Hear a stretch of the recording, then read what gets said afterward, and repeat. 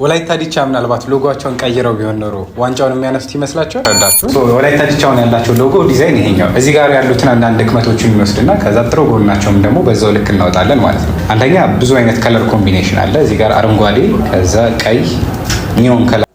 እስቲ የወላይታ ዲቻ አርማ ከሰሞኑ መነጋገሪያ ሆኖ ነበርና እስቲ በተቻለን መጠን ምናልባት ይሄን በዚህ ልክ የግራፊክስ እውቀቱ የለኝም፣ ግን ደግሞ እዚሁ የሀገሬው ልጅ ነኝ እና ትንሽ ባህሉንም ተሽ በሚያደርገው የክለቡን አመሰራረት እንዲሁም ደግሞ ክለቡ ላይ ያሉትን ነገሮች ታች በሚያደርግ መልኩ እስቲ እንደዚህ ልንሰራው አስበናል።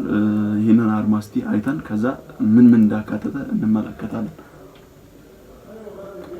ኦኬ የመጀመሪያው የምታዩት አርማው ላይ እንግዲህ 3 ከለሮችን ተጠቅሜያለሁ።